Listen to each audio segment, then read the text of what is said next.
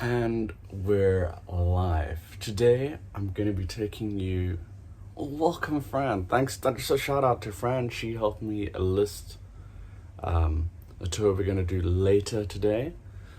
But this morning for me, we're going to be going to Johannesburg, South Africa. Here's a map, and South Africa is very fortunate to have lots and lots of minerals. You can see here a map of South Africa with all the different types of minerals you can find. You can find gold, diamonds, coal. We are very resource-rich country. And you can even see we've got uranium, nuclear material. So we're lucky living in South Africa to be blessed with so many valuable minerals. Now today, I'm going to be taking you to a theme park. This theme park is in Johannesburg. It's called Gold Reef City, and it's an amazing park. We'll take a walk through it. It's built on top of an old mine. The mine is no longer in use, and we will go down in that mine. So it's a theme park with a gold mine that still exists that you can go down into. It's amazing experience. But before we begin, I just want to say hi to everyone. So thank you so much for joining. This is going to be an amazing experience. We're going to go shortly into the deepest mine in the world that just happens to be in a theme park. Hi, Corinne. Okay, so let me show you a quick little picture. So this is the mine. It goes down 3,200 meters. But we're only going to go down into 75 meters. That's going to be, hi Cheryl, hi Linda. We're going to go down about 75 meters. The tours used to take place, I think about 300 meters, 200 or 300 meters down where the pink line is. But those were discontinued because actually the mine itself is flooded. So now the where the tours take place is in mine 14. So we'll get there. But this is an amazing experience, and I really want to recommend, if you ever find yourself in Johannesburg, South Africa, there are two places you have to go, and they're all right next to each other. The first is the Apartheid Museum, and the Apartheid Museum is right next to this theme park, so super convenient. When I was in Johannesburg, probably the best museum I went to in South Africa is the Apartheid Museum. Excellent museum, teaching about the history of apartheid and the way it's done. You have to get a ticket, and your race is written down. They give you a race, and then you are separated into groups, so you get the feeling of what it was like to be in apartheid. For those who don't know, apartheid was ran from, I think, like the late 40s to 1994. They separated people by the color of their skin, and they were really discriminated against. A lot of terrible laws, and to learn all about that, you can see that at the Apartheid Museum. But today we're going to be going into the Gold Reef City theme park, and here it is. Yeah, this is the deepest gold, and afterwards we're going to be exploring the deepest gold mine in the world. Okay, so let's take a walk. This is a Gold Reef City. It's an amusement park in Johannesburg, South Africa, located on an old gold mine which closed in 1971. Now, what I love about this theme park is that it's themed to the gold rush. So you've got, like, this train is called the Gold Bullion. You've got mine trains. It's just a very well themed theme park. Like, it knows what it's about. It's about mining. So you've got these like turn of the century like steam engine. Here's a steam engine train. You've even got a little bit. We'll take a walk through it now. Part of the theme park has these old buildings, and you can go to the old miner's house. So here's one of the mine manager's house. So they've themed it so well. So just think of, here we're heading now to would be like the town square, and if you want to come and do the mine tour, this is where you'll head. I'll show you now where the entrance is to the gold mine tour, and very reasonable. Tickets are like, South Africa is such good value for money if you're coming from overseas. To visit this park and to do a mine tour is about $20 US. So just really, really good value, and excellently themed.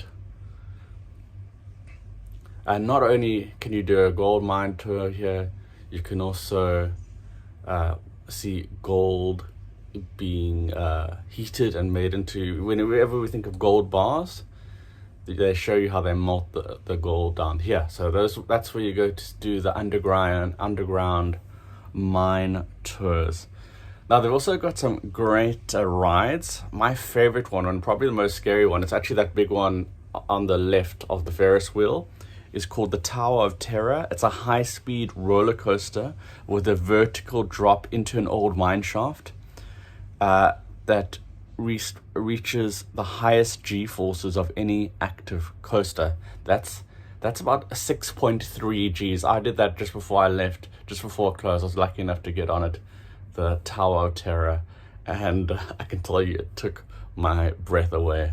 Goes down into a mine shaft and comes up very short. It's probably lasted about 10 seconds, but definitely one of the most amazing experiences, and probably the ride, the most terrifying ride you want to go on. And here we are. This is the entrance to the mine. We're going to be going into that mine very shortly. So this is where you'll enter to go in the mine, and you'll enter and go into the mine lift. Great, so that's a little intro to the park. It's just an excellent theme park. Everything is just themed so well to the gold rush. You can go on a little tour of the mine houses and go inside, and you can go into the mine, which we are going to do now, and you can go on all the rides that are also themed to gold mines. So you've got that top attraction, the Tower of Terror. You've got mine carts. It's just excellently themed. So let's go into a mine.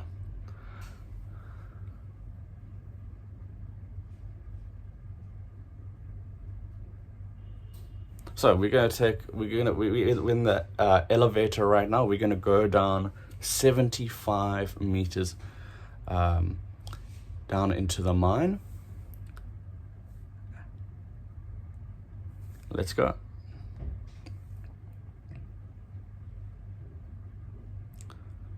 So yeah, the theme park is located on an old gold mine which closed in 1971, and gold was discovered, and they started digging for it here in 1886.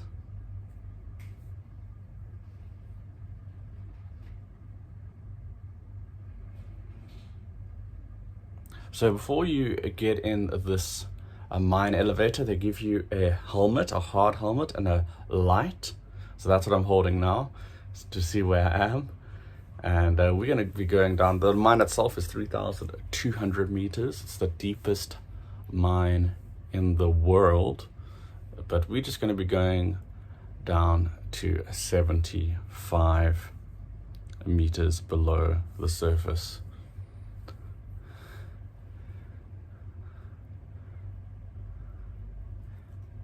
Now, if there, for some reason there was an emergency and the power went off, there is an alternate route in taking this minecart. There you can see everybody's wearing their hard hats, and we're gonna exit now into shaft 14 at 75 meters. So yeah, you can come with your family and friends, and it's good to be in the light again. Yeah, so this is shaft 14. This mine operated from 1909 and was closed in 1977. It's not a working gold mine anymore, but a museum, it's a place where you can come and do tours and have a look. There's some metal bolts in the wall. I'll be talking about those a little bit later. And you can see there's a pipe going across at the top, providing electricity and lighting in the mine itself. Now, it closed in 1977 because the mine stopped being profitable. Mining is extremely intensive, and we will learn all about that through this tour. Over its lifetime, about 1.4 million kilograms of gold was removed from this mine. It was the deepest and richest gold mine ever discovered. And now in a moment, and I always wondered, what does gold look like? And you're seeing it right there. We'll have a little close up. Do you see those little black little rocks?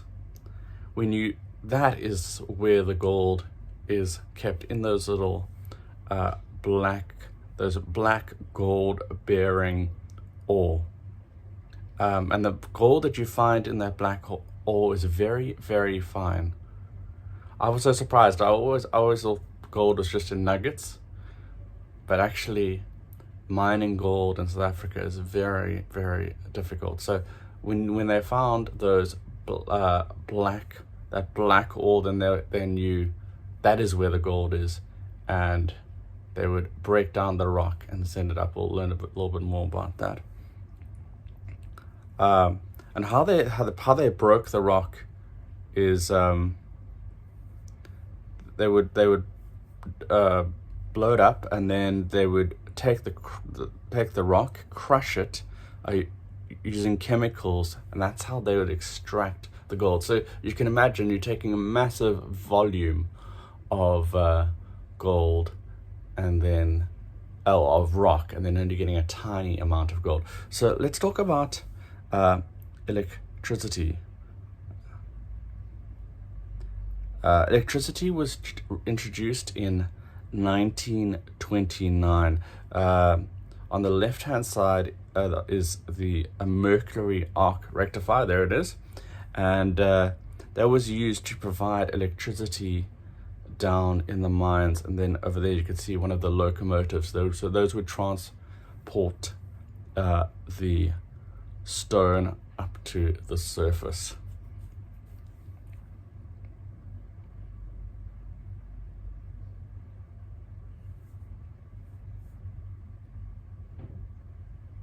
Now, we only allowed to be in mine 14 because if you go lower, the mine's actually been flooded.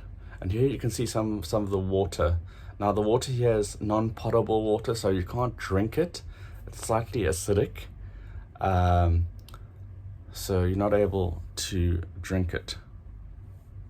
Now, you'll notice they've got these metal bolts and that wooden frame in that, for lack of a better word, window. These metal bolts hold up the sides of the wall and the roof. The metal bolts themselves are able. Each bolt can hold about 10 tons, and then you've got the wooden blocks in those little windows. That's also just holding up the roof and the side of the walls. Because of course mine's quite dangerous. Here's a great example of how they made the tunnels. Now, in the olden days, you can imagine it was very difficult. They had no electricity. They would come down here with candles. To give you an example, it would take about a day, about 8 hours to dig maybe a 1 meter into the surface here. Nowadays, you can just take a jackhammer and do the same job in about 3 to 5 minutes. So electricity really made a difference down here in the mines. Now you'll see they've got like red lines and red circles. That was to show them where to drill and also where to put the dynamite, because another way to get these holes and tunnels dug quickly was to just blast away with dynamite. We'll see that a little bit shortly. Now, how did they know where to dig? They had a geologist. A geologist would come in and he would determine where to look and where to tunnel to find the gold. And so geologists would decide where to dig. They would draw those lines, and then the miners would come and start drilling and dynamiting.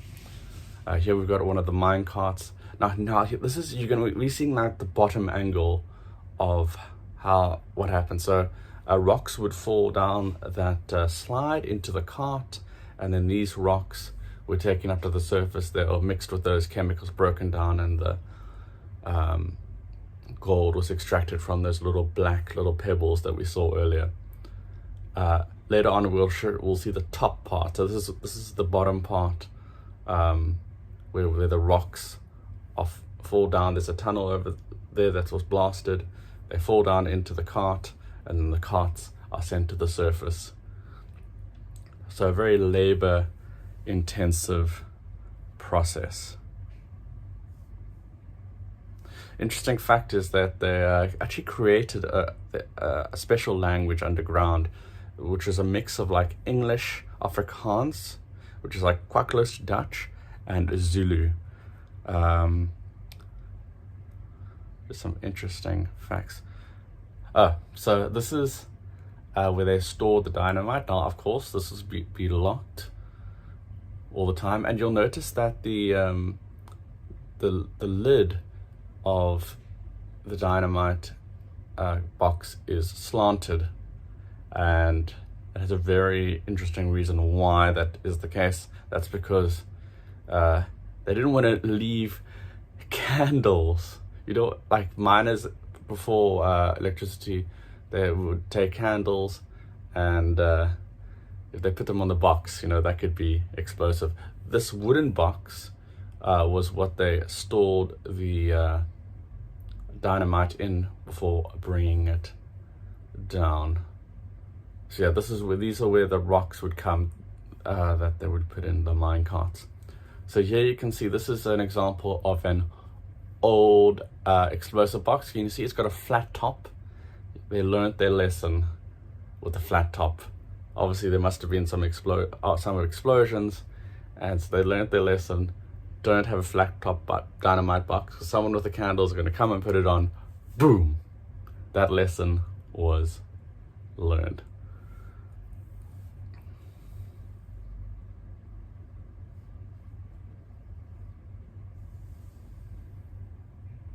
Yeah, there it is, the old. Here is the fuse box. That's where the fuses for the dynamite were kept. Now, when they blasted, no one was in the mine. Everybody was sent to the surface to keep everything safe. And there was a very good system they had in place, which I'll tell you about shortly. We'll see it shortly. Yeah, so this is these inclined tunnels is how they got the rock that they put in the carts that they took up to the. Yeah, there's an old explosive box. They don't use those ones anymore. So this mine is 3,200 meters deep. Unfortunately, it is flooded, but how they kept the water out is they had water pumps like these that would pump out the water and pump it back to the surface so that the miners could continue their work. Who would think that deep down, not only are you going to have problems with the heat because you're getting closer to the earth, but also with water.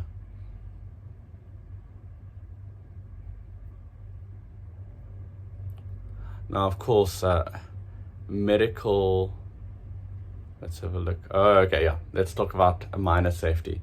So now what we're looking at is you saw those, for lack of a better word, the windows where the rocks would fall down into the cart. This is the top part of that. And you can see they've got these grates here. That was to stop the miners from falling down into those tunnels. So just a safety for the miners. And the rocks were then pushed down by the miner into that inclined tunnel that would fall in the cart and then be sent up. This grill is called the Grizzly. Okay, here we at the miners' safety station. So they had a really great system to make sure that no one was left behind. So if you were a miner, you would come down with a ticket, which had the date, your name, and the date that you were coming down. You would put it in the miner's box, which that miner there that has, and then at the end of the day, everybody was given their tickets back, and that was to make sure that everybody that went down in the mine came back out of the mine. So they would just had to keep track of everyone going down into the mine.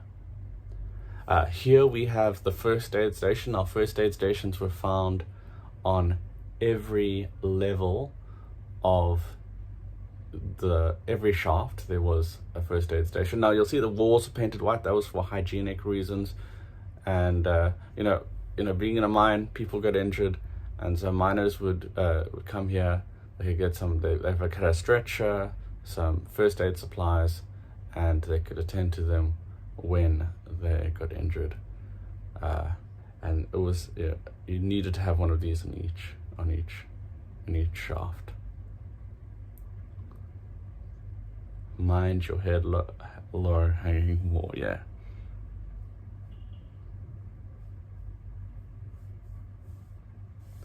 So in this mine, there are 57 shafts.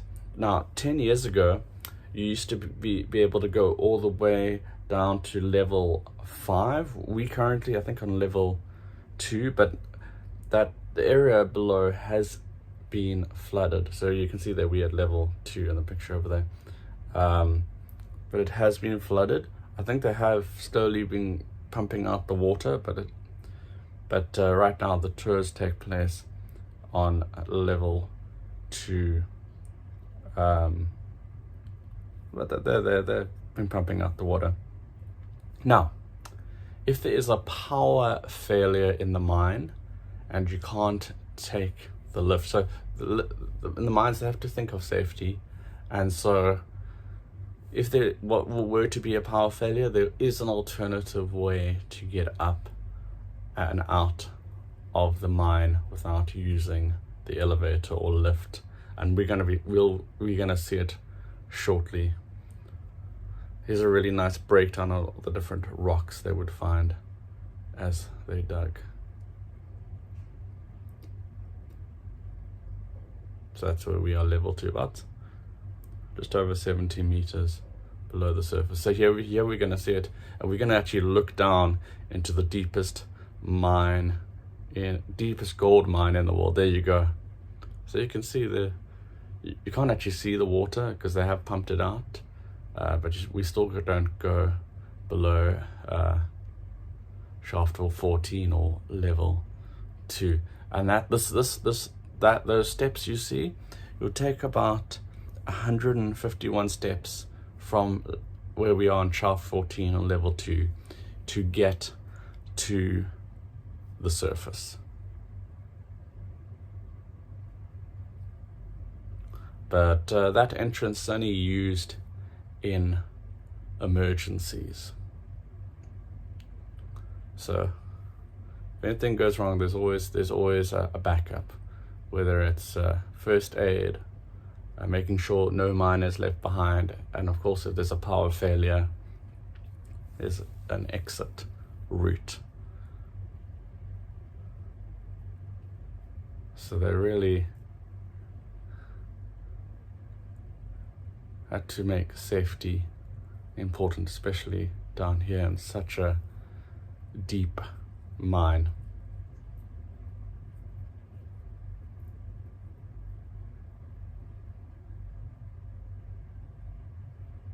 Okay, so that's the end of our mine tour. Now, the other amazing thing they have, which is worth checking out, is a gold pouring. So I'm going to show you that. Now, they don't use real gold, but it's just to give you an idea of how it's done. So they have this massive furnace. It was so hot. I just remember the heat. You sit in like you sit as the audience in these chairs, and then they show you how they pour the gold. Just incredible.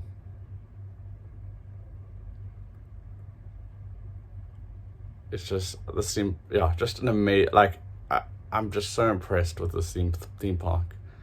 It's just it knows what it's about. It knows its heritage, and it's just extremely well themed.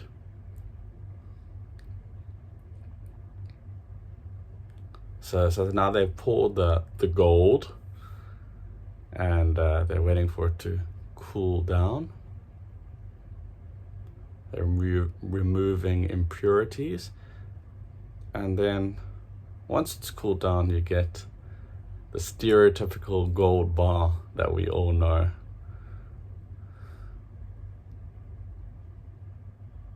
I was quite surprised to see how much it costs for a gold bar.